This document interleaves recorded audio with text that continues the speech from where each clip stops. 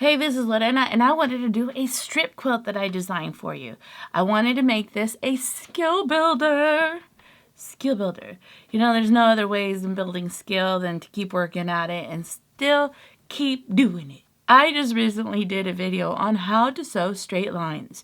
So I thought this would be a great skill builder making a strip quilt. Yeah, it's just sewing straight lines, yeah, vertically and just it's just straight line quilting. So, or piecing. Is it quilting or piecing? Piecing. So I really do help you, I really do hope you like this video, and I'll see you in the straight line sewing. I'll see you in a minute. All right, bye. So in this video, I'm going to go ahead and upload on Lorena's Quilting Facebook group a PDF on this pattern and the measurements.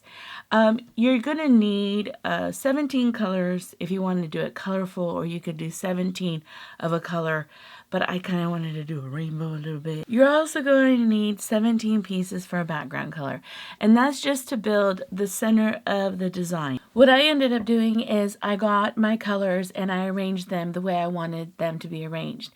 And I also got the color sequences that I wanted for the background color. I wanted to do it a little bit more ombre.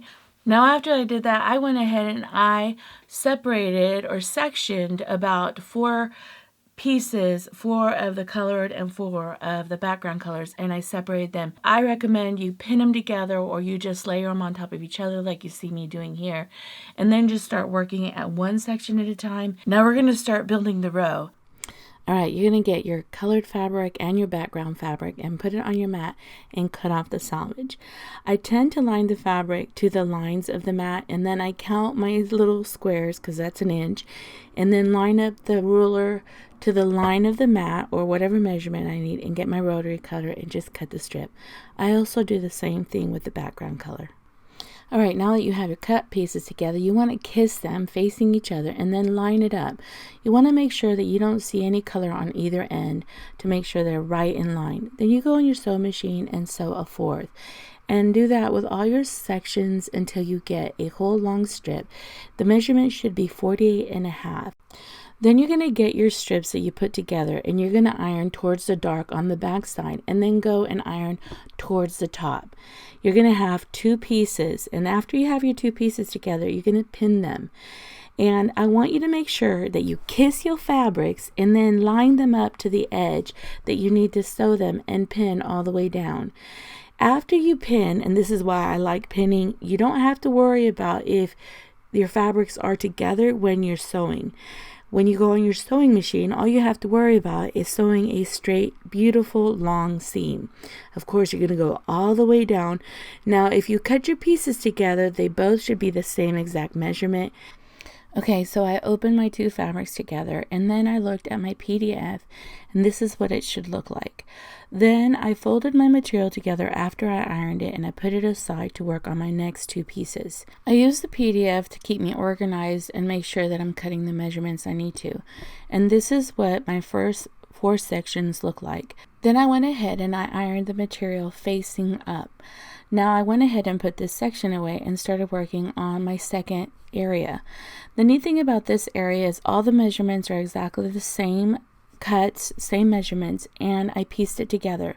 Now this is my 3rd section. I wanted to share with you a little bit more piecing. So here I have the 2 strips, and I'm sewing a straight line seam. Here you see I did not pin, but it's okay. You get good at this.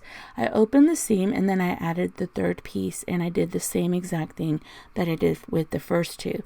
And that's how I build each section. After you build the sections, I iron everything facing up, and then I get the other pieces that I already connected and pin them together. Now, when you have a lot more fabric, I do recommend that you pin so that you continue to do a straight seam.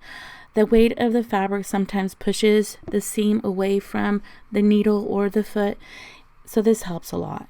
So what I did is I got my material and I ironed it again, and then I started working on the next section. And this is what the quilt looks like. Now, I'm not done with this quilt top, okay? So you're going to be seeing it a couple times. I'm going to put some really beautiful butterfly applique all around it.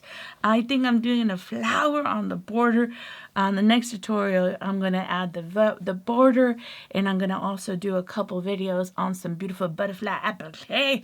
And you know those bubbles? I'm going to link it here, how to make those circles. We're going to have some circles kissing this quilt top. So I'm excited to see the building and manifestation of this beautiful, beautiful quilt top for you beginner appliques and you beginner quilt top makers. So I hope you like this tutorial, and I'll see ya in the next one. Bye.